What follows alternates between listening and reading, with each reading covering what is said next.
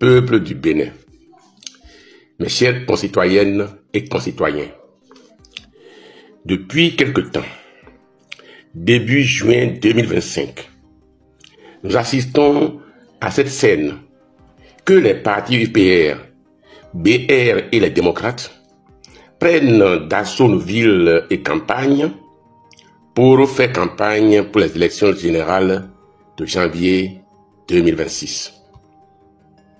Déjà, les mêmes scènes recommencent avec pour conséquence inévitable les mêmes effets. Le périple du porte-parole du gouvernement, Wilfrid Léandre Ngwedi, ainsi que celui des ministres conseillers dans tous les départements, particulièrement ceux du Nord, pour expliquer et présenter les réalisations en griffe du pouvoir de la rupture, rentre dans cette ligne. Ceci intervient après cette période où l'on a observé l'éveil de la conscience du peuple à travers des manifestations diverses, dans le refus total et sans appel de la politique actuelle du pouvoir de la rupture, avec des mots d'ordre tels que non à la famine organisée, non à l'assassinat crapuleux de nos soldats par les troupes françaises par terroristes interposés, non aux tracasseries multiples contre les producteurs d'acajou, de soja et contre les transporteurs, liberté aux détenus politiques et retour des exilés politiques. Nous voulons une assise nationale, etc. Peuple béninois, dans mon adresse à votre endroit, en date du 30 mai dernier, intitulée « À propos du monstrueux code électoral de mars 2024 et les exigences du peuple pour la démocratie et l'émancipation du Bénin », j'affirmais ceci, je cite, « Je dis, je persiste à dire, quels que soient les scénarios envisageables, aller aux élections avec le pouvoir de la rupture en 2026, c'est cautionner le maintien de ce pouvoir. C'est cautionner le maintien de nos concitoyens en prison et ceux en exil. Aller aux élections, même avec le code électoral modifié et sans changement des organes en charge des élections, que sont la Sénat et la Cour constitutionnelle. Aller aux élections dans ces conditions, c'est entériner la politique de la faim et de la misère. La guerre meurtrière que nous livre la France par terroristes interposés et qui endeuille les foyers, faisant fuir les populations des régions entières. La seule solution salvatrice et émancipatrice, c'est se lever tous ensemble pour aller à une constituante, une nouvelle conférence nationale. C'est la seule véritable exigence de l'heure. Fin de citation.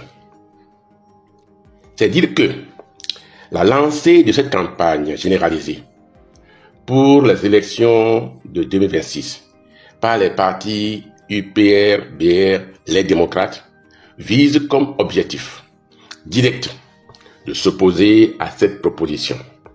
Donc, vous commencez déjà par voir défiler une fois encore devant vous les partisans de la mouvance et ceux du parti Les Démocrates, avec encore des promesses les plus trompeuses les unes que les autres pour les élections générales de 2026. Peuple béninois.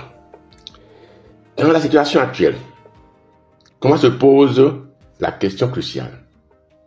Elle se pose en termes de faire partir un pouvoir le plus autocratique, le plus brutal, le plus affameur, le plus impitoyable et le plus assassin de la souveraineté de notre État, que notre État est connu depuis le renouveau démocratique. Je reprends. Dans la situation actuelle, comment se pose la question cruciale? Elle se pose en termes de faire partir un pouvoir le plus autocratique, le plus brutal, le plus affameur, le plus impitoyable et le plus assassin de la souveraineté de notre État depuis 1960. Rappelons simplement, en synthèse, les péchés capitaux que ce pouvoir dit de la rupture a commis à l'encontre du peuple. 1. Mise en œuvre au profit des intérêts privés d'une politique systématique de famine et de ruine de toute la population dans ses multiples composantes. Fonctionnaires, travailleurs salariés de toutes sortes, artisans, paysans, femmes des marchés, etc. 2. Accaparement à titre privatif de tout le patrimoine de l'État. Transformation du monopole d'État en monopole privé pour un clan. 3. Destruction des acquis démocratiques. 4. Piétinement de la souveraineté de notre État, livré aux troupes françaises de DOS, qui désormais prennent d'assaut notre pays et se pavanent dans nos contrées, assassinent nos soldats par supplétifs terroristes interposés. Non, ce pouvoir, plus personne n'en veut. En dépit des contorsions de toutes sortes, mises en avant des travaux d'infrastructures qui sont des mirages, de routes et autres, dont personne ne peut à ce jour évaluer les coûts et ce que cela représente en termes de charges pour les générations futures. Non, plus personne n'en veut. Le pouvoir de la rupture en est conscient. En cas d'élection libre et transparente, ce pouvoir ne pourrait recueillir pas plus de 5% de suffrage.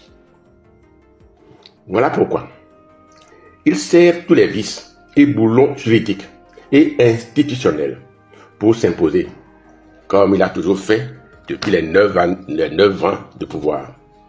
Constitution révisée de novembre 2019, prise d'une panoplie de lois autocratiques et liberticides, mise en exil ou en prison de tout élément gênant, codes électoraux, tous d'exclusion, code électoral 2018, code électoral de 2019, code électoral de mars 2024, tentative d'encasernement du parti PRD par le pouvoir UP, en dépit de toute évidence juridique, mise à sa botte des institutions en charge des élections, Sénat, Cour constitutionnelle.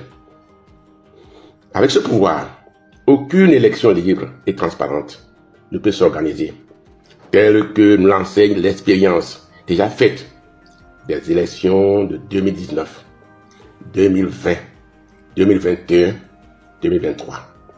Tout participant à cette mascarade électorale de 2026 qui se déroulera même avec le code de 2024 modifié, ne sera qu'un accompagnateur du pouvoir du parti Talon et rien de plus. Et pourtant, voilà encore une fois la nouvelle tromperie dans laquelle veut nous engager le parti Les Démocrates. Béninoises et Béninois.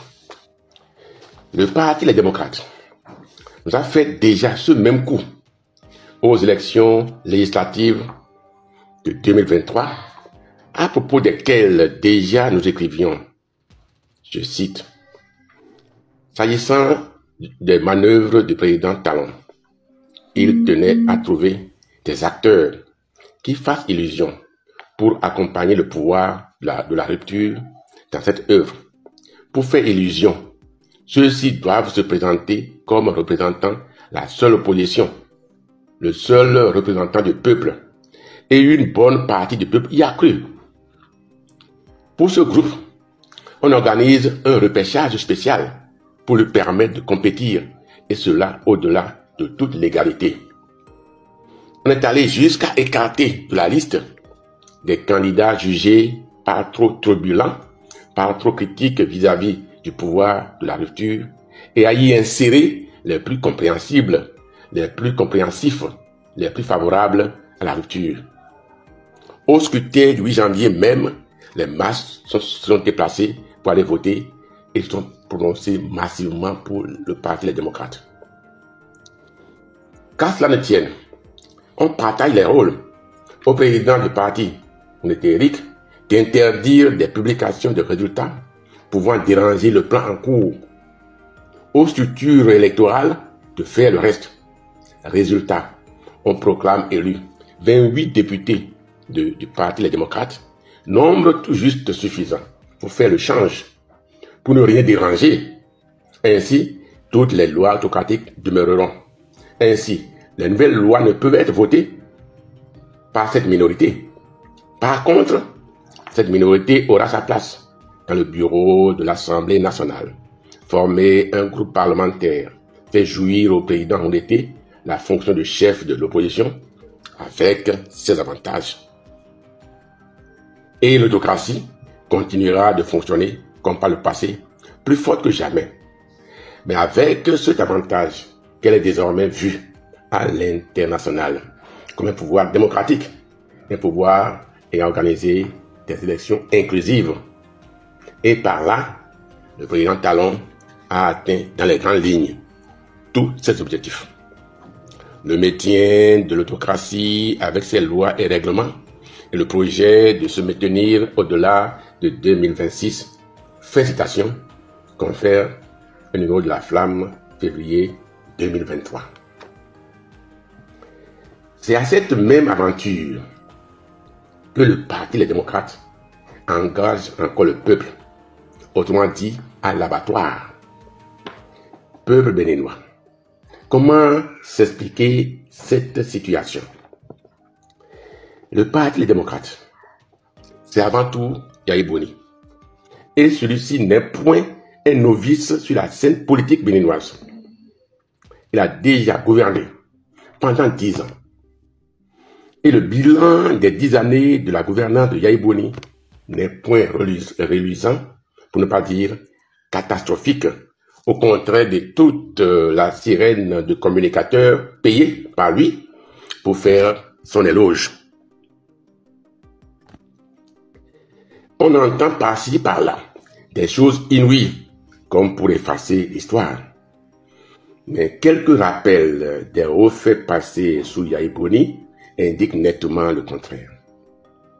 C'est déjà sous Yaya Boni que le droit de grève a été retiré aux travailleurs de la douane parce qu'ils protestaient contre la livraison du contrôle des importations à Bénin Contrôle de Patrice Talon. Une loi a été votée dans ce sens. Loi que la Cour constitutionnelle de Robert Dossou a déclarée constitutionnelle.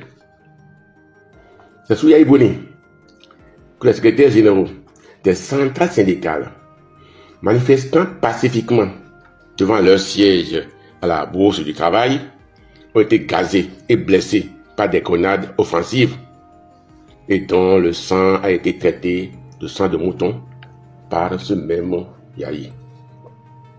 C'est déjà sous Yaya Boni que le principe de la représentativité des travailleurs proportionnellement au poids électoral a été remis en cause avec l'exclusion de la CSTB du Conseil économique et social en 2014. C'est sous Yaya Boni que déjà la question de la charte assignée est intervenue avec Lionel Zinsou, Premier ministre d'alors. C'est sous Yaya Boni que le jeune Fawaz, manifestant pacifiquement à Nati-Kingou, a été abattu froidement le 4 mai 2011. Et pour compléter les choses, l'actuel secrétaire général de la CSTB, Kassa Mampo, alors responsable départemental de la CSTB et membre de la direction de l'association de développement de Nati-Kingou, ADENAT, a été arrêté 3 fois et envoyé en prison à Missirete en 2013 avec d'autres de ses camarades de Nati-Kingou, Paul Faradito, Ignace Sabi Yerima et son fils Philibert Sabi Yerima, simplement parce qu'ils exigeaient que les fonds débloqués pour l'aménagement de la ville de Nati-Kingou ne soient point détournés. C'est sous Yaya Boni que Dame Soudi, ancienne ministre et directrice du Conseil national des chargeurs du Bénin, a été assassiné sans que jusqu'à présent les criminels aient été retrouvés. C'est sous Yahya Boni que Taïvoy a disparu et jamais retrouvé. C'est sous Yahya que le président de Alcré a été fusillé sans que jusqu'aujourd'hui les criminels aient été retrouvés. Face au chaos électoral de 2011, Yahya Boni, avec les protestations populaires, a déployé des chars dans les villes de Cotonou et de Porto-Novo et a prêté serment sous état de siège. Il est allé jusqu'à même gazer une manifestation de députés pro-Mungwedi avec leur écharpe de députés manifestant pacifiquement à Cotonou, dans la zone du Ciné Okpe-Oloua, etc.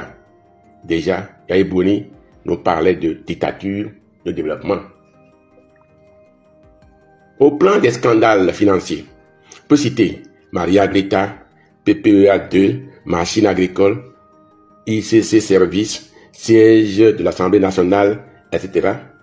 Avec à la clé des centaines de milliards détournés à la charge du peuple. Sans oublier le nombre de concours frauduleux, des noircissements de bitume de nombreuses voies appelées asphaltage. L'exemple de la voie à Katato-Boycon en est encore illustration. Non, peuple béninois, on ne peut et on ne doit pas oublier. Entendons-nous bien. Le pouvoir de la rupture est mauvais. Horrible même. L'accord est établi là-dessus. Sûrement plus mauvais que celui de Yahya Boni. Mais ce n'est pas parce que Talon est mauvais que Yahya est bon ou redevient bon. Nous devons nous débarrasser de syndrome pendant qu'un pouvoir est en place et qui est réellement mauvais. On établit son caractère néfaste. Mais dès qu'il est parti, on s'empresse de le déclarer bon, de le magnifier au regard de la pratique tout aussi mauvaise de l'équipe en place. L'exemple, Kérékou, Soglo, puis Kérékou. Autrement dit, on est à un éternel recommencement dans la négativité. Peuple du Bénin, qu'est-ce qui explique que le parti, les démocrates, le parti du président Yahya Boni, se fasse souvent accompagnateur du pouvoir de la rupture? C'est qu'au-delà des turbulences et mésententes pouvant intervenir entre les deux, Talon et Yahya Boni sont les mêmes quant au fond et s'entendent pour l'essentiel. Empêcher coûte que coûte que notre peuple s'émancipe de la domination française, tous deux appartenant à la France-Afrique. Depuis le débarquement des troupes françaises sur notre territoire, a-t-on jamais entendu le parti Les Démocrates élever la voix pour dénoncer cette présence et exiger le départ immédiat de ces troupes d'occupation qui assassinent nos soldats? Jamais. Yahya, pour avoir échoué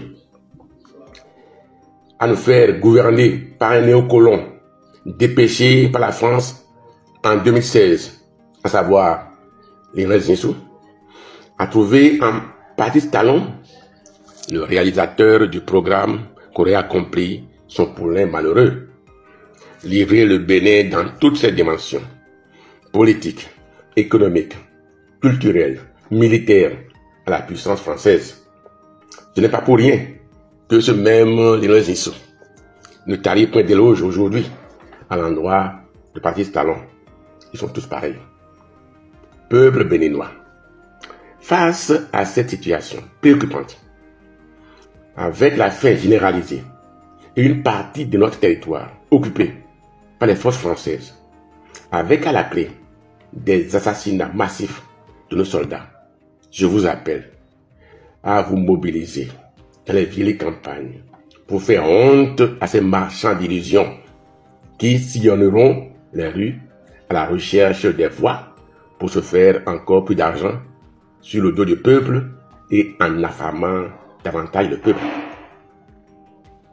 J'appelle le peuple à dire non à tous ces tenants du maintien du pouvoir actuel, qu'ils soient de la mouvance UPRBR ou du parti Les Démocrates, à leur dire que vous voulez un autre pouvoir que celui de Talon et que ce pouvoir ne peut s'établir qu'à travers une conférence nationale. Cotonou, le 13 juin 2025, Philippe Toyo Nguyendomé, président de l'Alliance pour la Patrie, premier secrétaire du PCB.